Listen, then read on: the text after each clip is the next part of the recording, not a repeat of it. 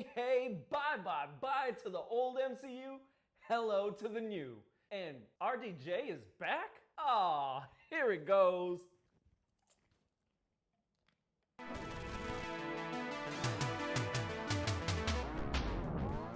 Welcome back, everybody, to another exciting episode of Now That Was Epic. And today we're talking none other than the newest movie, Wolverine and Deadpool. This is gonna be a spoiler review, so if you haven't seen it yet, pause this, go see it, and come right back. So first things first, let's start off with right off the bat, the beginning of the movie, probably one of the most epic intro title sequences ever.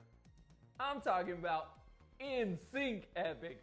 Deadpool introduces the whole story with a music montage to NSYNC's Bye Bye Bye. And I didn't know I wanted this. I didn't know it was gonna be a thing, but I'm happy that they did it. Deadpool in this film fully goes all in on all of his shenanigans, just goes balls deep with all of the profanity, all the sexual innuendos. When you think about Deadpool and you think of all those things, Deadpool goes all in on this one. So you mix that with the buff, beefcake ruggedness of Hugh Jackman, Wolverine, the MCU and Fox collision that was many years in the making is now on the forefront of this film. So like I said, this film starts off basically filling the gaps of what happened between Deadpool 2 and this one. Has a little bit of the Loki season in it. Obviously, if you didn't watch that, then you probably don't know what any of this time traveling portal nonsense is, besides Doctor Strange.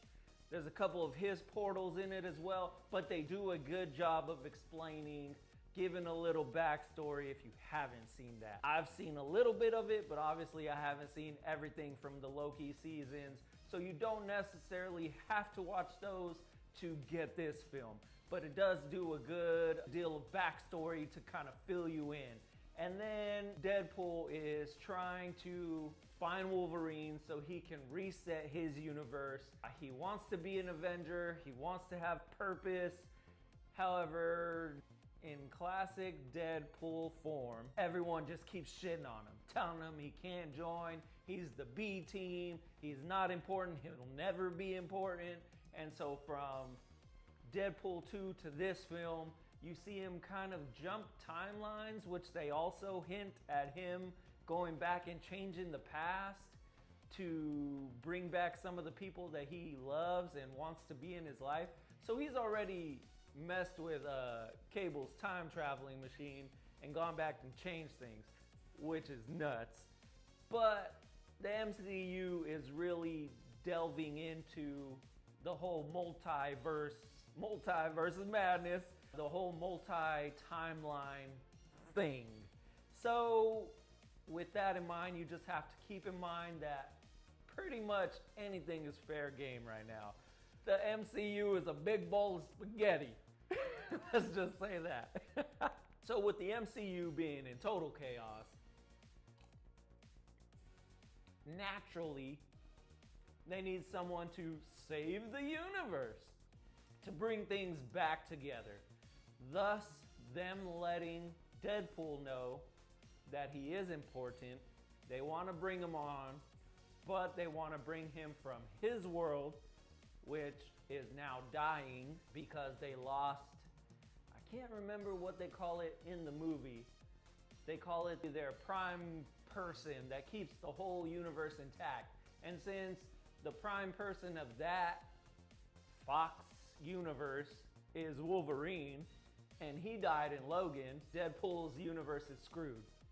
Which we all know, Wolverine is the main piece of any universe that he's in. But I digress. Back to the beginning of the movie, it opens with Deadpool trying to dig up Wolverine, saying that he's not dead. If you know Wolverine, he can't die. He digs him up, and lo and behold, it's a skeleton. A adamantium fused skeleton with dead Wolverine from Logan. Pretty interesting. He starts like totally defacing Wolverine and using him as a weapon once the time variant squad shows up, the time people, the keepers of the friggin' time, they show up. They try to take Deadpool back because they say that he's not supposed to be doing that stuff. They gave him an offer, he refused, and he's in there trying to reset things, but now he's on the run. He's on the run, so he starts using Wolverine as a weapon. And that's when probably my favorite part of the whole movie begins. And that's probably because I'm like totally delving into the 90s. And they hit the music montage, the fight scene montage with NSYNC's Bye Bye Bye. And he does the whole dance. It's like almost the whole song. And it's just really good. It had me dancing in my seat, smiling from ear to ear while I'm drinking my soda and eating my popcorn. That part of it was a really good time. Now, it's over the top, but that's Deadpool. That's what everybody wants from Deadpool. He's the trash talking, cussing, kicking ass type of person that everybody kind of loves. And Ryan Reynolds does really good as Deadpool, hands down. Probably my favorite Deadpool movie. The first one was really good. The second one I did enjoy, but this one kind of goes over the top, but in a very good way. Selling cars with a really bad hairpiece, a really bad fake toupee that he has stapled on to his head, going by his actual name. And that part of it it's filler, but it needs to be there because you have to kind of feel for Deadpool because he's basically given up being Deadpool. He went to selling cars. His suit he doesn't even want anymore, but his best friend, I think Peter, his friend Peter, keeps the suit in their in their uniform closet and keeps it just in case he wants to be Deadpool again. So Deadpool is selling cars. He's selling minivans. He's sitting in the back seat cussing, and it's a really weird part of the movie, but it fits. And then you have the fast forward. It's his birthday, and he has all his friends and the people around him that he loves. And as soon as he blows out his candles, he hears a knock at the door, and it's the time variants. They're there to basically collect Deadpool and show him that they want to bring him to his world, which he's all for. He's all for going to Earth Prime, which is, I believe, 616. They tell him he can be an Avenger. They kind of give him like a flash forward of things that he's going to be a part of, which one of them, funny enough, is Deadpool lying on the floor, looks like he's dying, and Thor is crying over his body, and that gets made into a joke. He's like, why is Thor crying? What the heck? But he's really inspired. He sees his chance to be a part of the team, be a part of the Avengers like he's always wanted to be. And at that point in time, he gets the news that his Earth is dying. They do like this whole like putting together of his new suit, and it kind of reminds me of like Batman Forever, where they're putting the Batman suit on and it's just like close-ups of his butt, and apparently the dresser dude keeps smacking his butt, and it's just really weird. Some of those parts are a little over the top. It's not really my style, but for this movie it works because this movie is a comedy. It doesn't take itself serious. It's not what I would say like Batman or Justice League. It's not the DC versions. This one is just very fun. And that's something I've always kind of not liked about Marvel, is it'll be really serious and then it'll make some like fart jokes in between. And I'm not for that. If you're gonna be serious and have a serious tone, I say delve into it. But Deadpool and Wolverine does a really good job of like having high stakes and being serious, but at the same time leaning fully into just being chaotic and dumb and being very Deadpool. So it leans into the humor, the comedy part of it, and I really like the balance that they were able to do on this film. To kind of backtrack, at that point where they tell Deadpool that his Earth is dying, he's not for it. He basically goes rogue, takes one of the time portal devices and goes off and tries to find his own Wolverine to replace the prime Wolverine that died, Logan. So he's going through different timelines, different universes, trying to find different Wolverines. He comes across a short Wolverine. He comes across a old school Wolverine with the brown and yellow costume. That was really cool. So at this part of the movie, it's going from timeline to timeline to timeline, and you see a bunch of different variations of Wolverine, which I really enjoyed. It was really cool. And one of my favorite cameos, which I would love to see if you guys have any cameos. Let me know your favorite in the comments, because there's a bunch in this movie. But probably one of my favorites is Henry Cavill as Wolverine. No shit, they did Henry Cavill from Superman to Wolverine, and again, I didn't know I would want it, never knew that I would need it, but seeing Henry Cavill as Wolverine was pretty dope, man. He has the cigar in his mouth, he sounds great saying bub, he does the Wolverine Henry Cavill arm load and the claws come out, and he takes it to Deadpool. And that's one of the things about this whole Back to the Future inspired montage, which they even use. I think it's either Back in Time or it might be Power of Love, but they use one of the Back to the Future songs that's in the movie.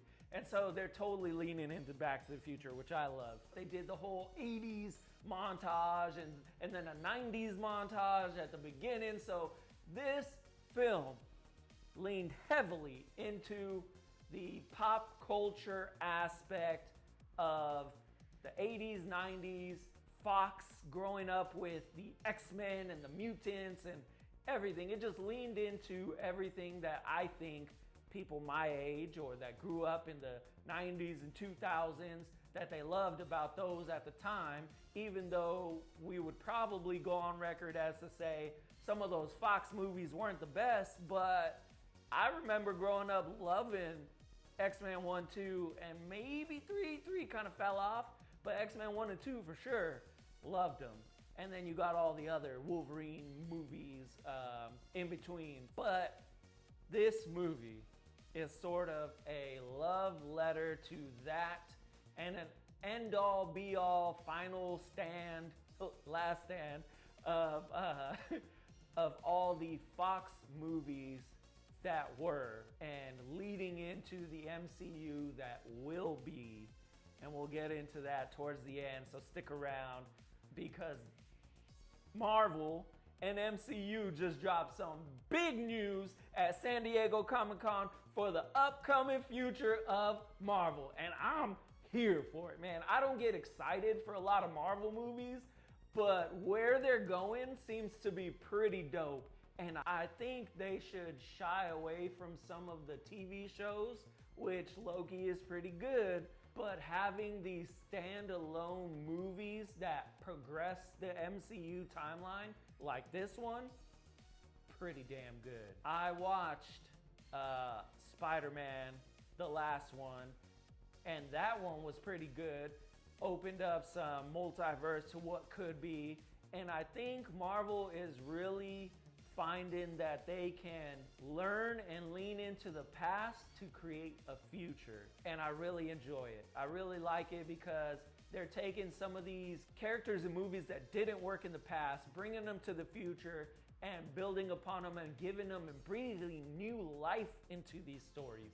So I actually really enjoy that aspect of it. And that leads to some of the cameos. Again, I'm gonna mention cameos. Some of the cameos that came up in this movie that just blew me out of the water. Did not expect it. And not just me, because there was people in the crowd who literally let out screams of enjoyment when these cameos appeared on screen. I saw the movie on premiere night. So Thursday night, 7:30, went to my local Edwards Cinema and got in line, and it was packed. Just to get my souvenirs, just to get my popcorn and my soda, probably waited in line like a good 30 minutes. But the movie theater itself wasn't super packed like I thought it would be, but it was pretty much, the upper section was kind of sold out. The theater experience, the movie experience of this whole movie was overall really great. And it felt great to be back in the movies and be excited about a movie. I haven't had that in a while. Probably the last time I went and had a great movie theater experience like this one was Godzilla -1. That was the first time I ever went to a 4DX movie with my buddy Josh. Shout out to you, Josh, for the experience. But that was the last time I had a really exciting movie experience where I walked out and I was just pumped after seeing the movie. That's how this was. I walked out of this movie feeling like, okay, yeah, I'm ready for the next one. I'm excited to see where the potential of this movie will go. Because it opens up a lot for a lot of storylines for the future. All in all, I'm gonna say this movie was probably a 8 out of 10. I don't usually do rating scales, but this movie, 8 out of 10, had a lot of good things about it. Some not so great things where I was like, okay, that's a little over the top. It could do without that. Kind of like the Deadpool, dog, all the multi-Deadpools, which I know people like to see a different variants, but I feel like it was just kind of filler. I didn't need to see Deadpool and Wolverine versus a bunch of Deadpools, but I understand why they put it in there. Lady Deadpool was cool, but some of the floating head Deadpool, and I know these are probably Deadpools from the comics or cartoons, so people are excited about it. I'm not a huge Deadpool fan. I'm more of a Wolverine, which I was there for Wolverine, but it was cool. It was cool that the fighting sequences in this movie were very well done. I think we get 2 fighting scenes between Deadpool and Wolverine, maybe even 3, but the fighting in this film was very well done. So there was a lot of fighting between Wolverine and Deadpool. Apparently the Wolverine that this Deadpool finds led down his whole universe, didn't answer the call of the X-Men when they needed him the most. I guess he was out getting drunk, doing what Wolverine does, and let down his whole universe. So he was the last one standing, the last one alive, because Wolverine can't really die, even though he dies in Logan, but he can't really die, so he's the last left over, and apparently Scott and Jean and everybody from the X-Men gets murdered by the human race of that universe, and so he let him down. This Wolverine that Deadpool finds is supposedly the worst Wolverine of all the universes. So that's worse than Henry Cavill's Wolverine, you know what I'm saying? But, so he finds the worst one. He recruits him, in which you get to see the iconic yellow and blue Wolverine suit for the first time ever in cinema, right? They finally did it, which I was really excited for. I loved it. It looks really good on screen. The Deadpool suit, again, looks great. They have the addition of the golden Deadpool guns, which he steals from a Deadpool variant, which is basically like a hippie Deadpool, long hair, nice guy Deadpool, who ends up dying later in the film. But he takes his golden guns. It was really funny. He wanted them from the beginning. And he even steals his dog. The Deadpool dog, I didn't really like.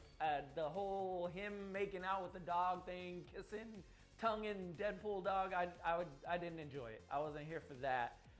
But it is what it is. It just makes the Deadpool character even that more outlandish, because we all know Deadpool is freaking nuts.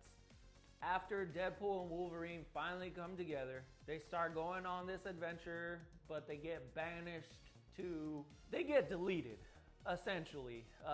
In the Loki season, I guess they have these wands, these batons, that can send you to the Phantom Zone, bruh. That's what I'm calling it. It's Marvel's version of the Phantom Zone. It's the forgotten place, the trash heaps, where they send Deadpool and Wolverine and essentially all the characters that MCU and Marvel and Fox have forgot about, they all end up here, which this Phantom Zone, Dune mixed with Mad Max place, which they even like hint at Mad Max, and they're like, but no, that would be copyright infringement, right?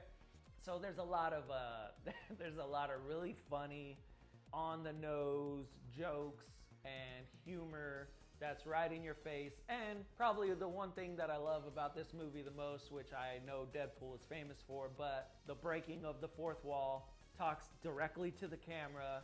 He's been doing that ever since Deadpool 1, but it's something that I really enjoy and I've loved ever since like Wayne's World, and it's just really funny. It's just really funny when he stops and talks to the camera and makes these jokes. So they get banished to the Mad Max Phantom Zone, and this place, I guess, is the culmination of all these reject MCU Fox characters of different timelines and different worlds, where if the time variants, the time police don't want them, they zap them basically to this Phantom Zone. I'll just keep calling it the Phantom Zone. But they banished them here, and this place is led by the sister of Charles Xavier, which I guess her name is Cassandra something. I forgot, but I'm sure you guys will be screaming at me in the comments because she's probably from the comic books, but it's the sister of Charles Xavier, and she is nuts. Like, she's off her rocker.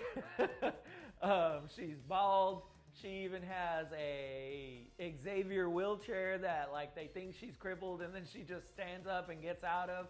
And apparently any variants that she comes across there of like Xavier and Deadpool, she just kills them all. They either work for her or they get fed to the big monster thing in the sky. Whenever they don't comply, or if you don't go along with what she wants, you're not there to help her. She just erases you. She gets rid of you. And so this is the part of the movie where we start seeing a lot of the really cool cameos. The first to note, which everybody thought that it was gonna be Captain America, Chris Evans. Chris Evans comes back, does his epic superhero landing. He's got this like hooded cloak on, and he's got like red and blue on his armband, and then he takes off his hood, and it's like, Captain America is back, everybody, and he's gonna help Deadpool and Wolverine get out of this place. And he takes off his cloak, and the Mad Max people are coming at them, and they're in their Mad Max vehicles, and they're going through the dunes, and they're coming after him. And he's like, don't fear, I'll take care of you guys, don't worry. And Deadpool's all excited because he's like, ooh, it's Cap. Like, he's like, watch this. And as soon as you think he's about to go full on Captain America and say his iconic line, like, I can do this all day or whatever, he hits us with the Johnny Storm Flame On. He gives us Flame On. He's back. Johnny Storm is back. Flame on indeed. I was really excited to see Fantastic Four back on the screen. OG Chris Evans as Johnny Storm coming back, reprising his role, the first of many epic cameos in this movie. Really enjoyed seeing that. That was really cool. I had a lot of fun with that. But I grew up watching all of these Fox movies that people forgot about and recasted them to become Captain America and Hulk, changing 3 different times. And speaking of Hulk, you even see one of the different timeline universes that Deadpool goes to. He ends up in a Wolverine universe where it's literally in the middle of Wolverine versus the Hulk. And he looks up and Hulk is like right there in his face. And then I think he like flashes out of there or whatever. And that was really cool. So you get to see Hulk in the movie. You get to see Johnny Storm, and they basically get captured. They get their butts kicked by all the Fox bad guys. And another cameo that comes out, and he's there for like 2 seconds, is the original Sabretooth. The original Sabretooth from X-Men 1. Him and Wolverine have a face-off, iconic face-off for the second time. And it lasts less than 5 seconds because they run at each other. They're about to tackle each other and kill each other, and Wolverine slices his damn head off. Sabretooth is done. Sabretooth is out. After that, I think it's Toad. So you see the comeback of the original Toad. So they bring back a lot of the X-Men 1 and 2 villains, Magneto's team. You see Sabretooth. If I'm not mistaken, there is the dude who can disappear much like Nightcrawler. So I think that's like Nightcrawler's, I don't know if that's Nightcrawler's dad. I don't know the timeline, but he's all in all red, but he can disappear and change just like Nightcrawler. So you see him, you see Toad, you see Pyro. Pyro comes back, the original Pyro from the X-Men movies. He's like her second in command, her second hand, and then, so they capture them, they take them under control, and they take her to meet Cassandra, and she's batshit crazy, and as soon as they do, you think Johnny Storm and the X-Men and Deadpool and Wolverine are gonna make a stand and make a fight, and then Cassandra's just like rips Johnny Storm's body out of skeleton, all his flesh and everything off of his body, and he's dead. He's out for the count. So bye-bye Johnny Storm, R.I.P. Short-lived. After she kills Johnny Storm, a small fight ensues between Cassandra, Deadpool, and Wolverine, and basically they end up getting out of there. They like shoot off into the distance. They come across different Deadpool variants, which they had, well, just one, Nice Pool. I think that's what they call him, Nice Pool. He's the nice guy version of Deadpool. They come across him. He gives them his minivan, and they start driving off to go meet the Resistance. Basically, the people who are rebelling against Cassandra, and they're like on the outskirts of the Phantom Zone. So they drive off in their little minivan, and they're having this adventure. They're having these problems, and then a big fight ensues between Deadpool and Wolverine again, because Wolverine is basically saying Deadpool lied to him, promised that he would change his world if they would succeed, and Deadpool lied to him. So a fight ensues. They basically fight until they both knock out, and then you see these boots, which I knew right away who it was, but you see a shot of these boots, and they get in the car as Deadpool and Wolverine are knocked out, and they drive them off. But as soon as I saw the boots, I knew which character it was, which it's coming up. The person who drives them away, drives them to the secret lair of the Resistance. And as Deadpool and Wolverine wake up, Wolverine is basically given up. He's going back to drinking. He's all with a bottle of Jameson, throwing back drinks, and Deadpool is trying to wrangle him back in. And one by one, we get some of the biggest cameos, most epic parts of the whole movie. But each time a person came on screen, the crowd was going nuts.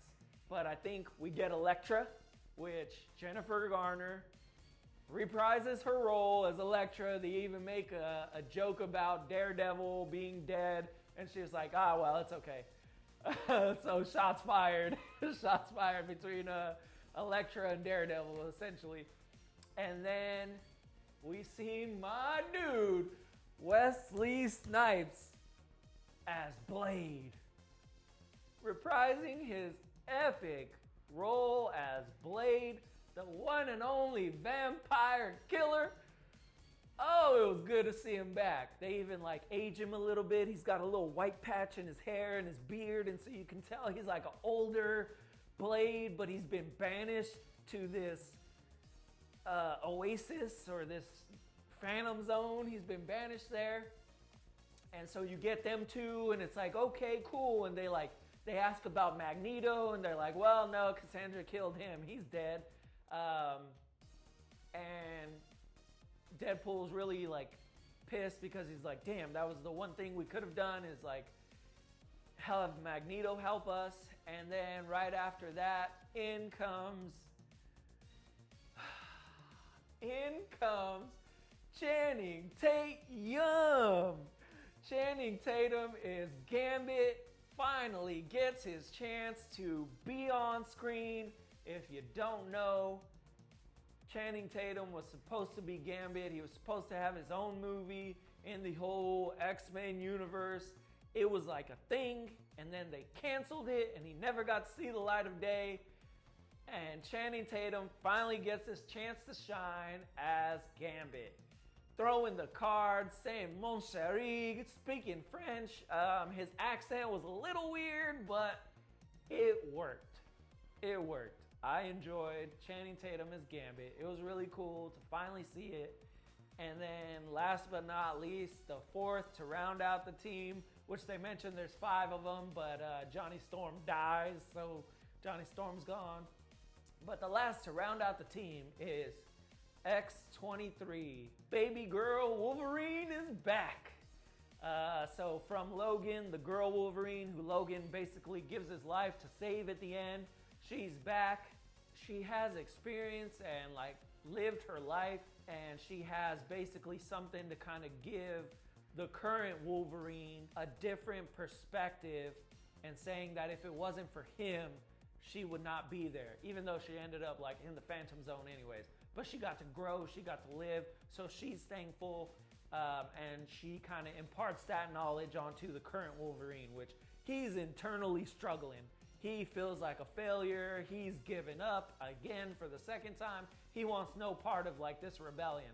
But after they have kind of like a fireside chat, she kind of like in a roundabout way tries to bring him back and give him that knowledge. And so that whole part of it, when they're in the kind of hideout base, they're going over a plan and they're making references to the failed Fox universe. And Channing Tatum is basically saying like how he never got to basically fulfill his role and be Gambit. And it's just very on the nose. The humor is good.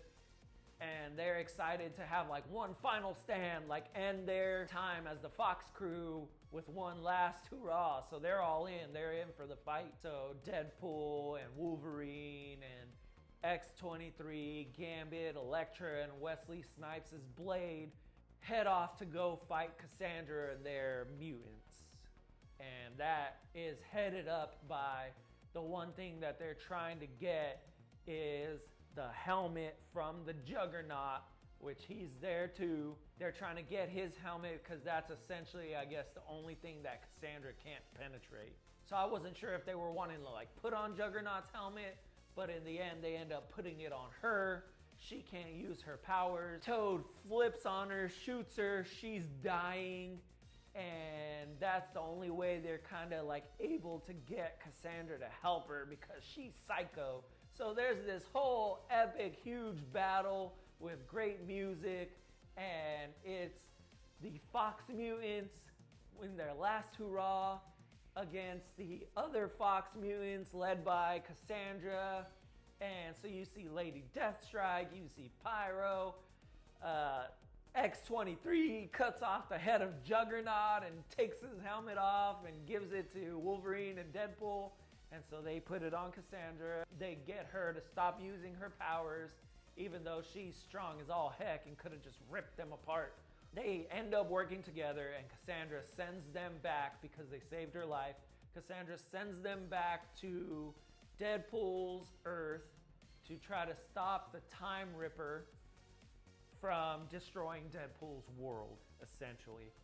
And so the agents of the Time Variants, they are trying to destroy Deadpool's world. They have the Time Ripper. This one rogue agent guy has been trying to just take things into his own hands and destroy timelines. I guess fate doesn't work fast enough for him, and he wants to see these times just die off. So he's trying to use the Time Ripper to destroy that world. Cassandra's pissed because She feels like they had a good thing going. They would send her variants or people that they didn't care about. She would feed them to the big monster and they had this good thing going. But then the dude messes up and tries to send Pyro to go kill Cassandra, and that's where things get kind of crazy. So Cassandra goes rogue, even though she sent Wolverine and Deadpool back to like save that universe. She tries to get the Time Ripper and goes crazy and starts to try to destroy everything herself. And so now the whole thing becomes Wolverine and Deadpool trying to stop Cassandra from destroying all the time universe. And that's where Cassandra employs all the spoken about Deadpool variants, which I guess in that Deadpool variants, they got like Cowboy Deadpool, Cool Deadpool, they've got a bunch of like Samurai Deadpool, Headpool, Dogpool, Lady Deadpool, all kinds of shit. But I guess in the background you can see, which is really interesting because I'm curious about that one, you can see one of the Deadpools has on a Avengers uniform when they go back in time. So apparently that Deadpool maybe has traveled through time. He had on that variant suit. I don't know. That's a theory. I'd love to know some more about that one. But they start going, this big, huge, epic battle ensues between Deadpool and Wolverine as a team and all the Deadpools.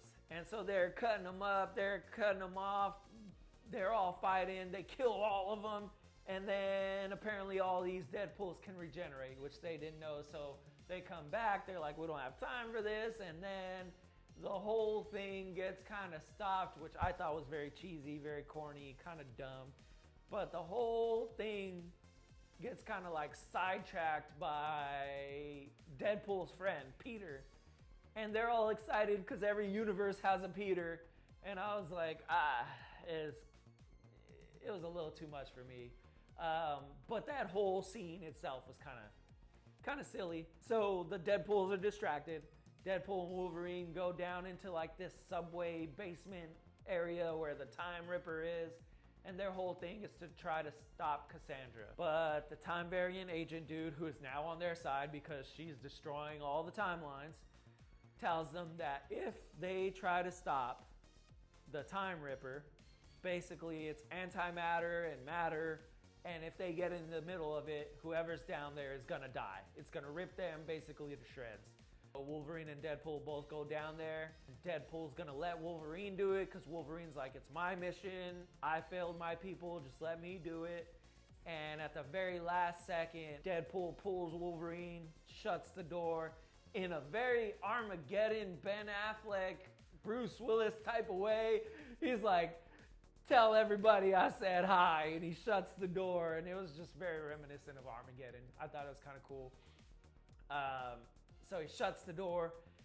Deadpool's gonna go sacrifice himself and pull the streams of matter and antimatter to try to push them together, but there's only a certain time limit because Cassandra's gotten so far and she's destroying the timelines, and the whole time Wolverine's trying to break in, and at the very last second, Wolverine gets there, pulls the timelines together, Wolverine and Deadpool join hands, and I think it's Celine Dion's. Basically, it's a whole kind of montage. Wolverine's clothes rip off and he's pretty much almost naked, and Deadpool's there and they're holding hands and the camera's spinning around them, and it's just really cheesy, really over the top, but it's Deadpool, so what are you gonna do? But they stop Cassandra, they put the timeline back together, and in doing so, Cassandra disintegrates into nothingness and floats away in time. And so that's the end of Charles Xavier's sister, bald head and all, Cassandra. She's gone. But you also see Deadpool and Wolverine kind of burst or something. And so the end, the time variants come. They finally find the rogue time variant. He's or the time agent, whatever. He's like, oh, they sacrificed themselves in a daring move, and then Deadpool and Wolverine come out and they're like, surprise, we're not dead. And he's like, damn it. And so he gets captured. They take him away, and Wolverine and Deadpool live, which the whole movie, Deadpool was just trying to prove that he was worth something to his girlfriend. Prove that he could be worth of value, that he had purpose. So he finally saved the universe, saved the world, saved all the timelines, and so did Wolverine. So now, at the very end, they ask the time variants if they can reset Wolverine's universe, and she tells them no, because it was his failure in that universe which made him into the Wolverine that would save this one. So lessons learned, growth, people have changed, but it's left open for what could be, because Wolverine didn't die, Deadpool didn't die, they're on Deadpool's world, and now they're both kind of like these saviors, to which I believe, and they make the joke about it, that Marvel and Fox, and well, not Fox anymore because Fox is dead, but Marvel is basically going to make Hugh Jackman and Wolverine do this until he's 90, which some of those on the nose like references really got me. I was laughing, but they're like, oh, you shouldn't have came back, because they're just going to make you keep doing it. And so that was really funny. But basically the movie ends with the potential for more. A future that has not yet been written, that we don't know. But if you know anything about where Marvel is going, what's upcoming, and now just as recent as yesterday, Saturday, because I'm recording this on Sunday, at San Diego Comic-Con, Robert Downey Jr. is back in all of our lives, back to grace the MCU timeline, but he's not back as Iron Man, as many people would have loved him to be. He is this time in a different mask, but with the same task, back as Dr. Doom? What in the doomsday? So apparently, the next Marvel Avengers movie won't be Kang Dynasty. It's gonna be Avengers Doomsday, which I guess Dr. Doom is gonna be the new kind of big bad, at least for now. So a lot of things are open for the future of Marvel and the future of the MCU. However, Kevin Feige has gone on to say that in the near future, they will be focusing on the mutant universe of Marvel, to include X-Men, Wolverine, Deadpool, Fantastic Four. So the first family is coming. In what aspect, in what shape, what avenues will we see from the mutants? Will Charles Xavier be back? Will there be more Magneto? What about Storm and Jean Grey? Will we finally get to see some Jubilee? I'm hoping, because if any of y'all watch X-Men 97, that was dope. So X-Men 97 has me pumped for the future of the mutants and Marvel in conjunction. And what about my boy Spidey? Spider-Man, where you at, player? Trying to see some Spider-Man, Wolverine, and Deadpool, and maybe Deadpool 4, right? I guess they both said that they want to do a movie with either Tom Holland Spider-Man or Tobey Maguire Spider-Man, and that kind of alludes to where I believe, and I've been thinking it for a long time, I've said it before, I'm pretty sure this is all culminating to a big Secret Wars, MCU, X-Men, shebang-a-bang crossover, end-all be-all Avengers Endgame again, essentially, but it's going to be Avengers Secret War is where I believe they're going. But what do you think? Let me know in the comments. If you like what you saw today, feel free to like, subscribe, hit that notifications button, and let me know what was your favorite part of Deadpool and Wolverine. and maybe what you didn't like, because there was some stuff that I didn't like. But if you loved it, if you love this review, be sure to turn on those notifications so that you can see more just like this in the future. And until next time, friends, bye bye bye. Now that was epic. Dropping popcorn everywhere.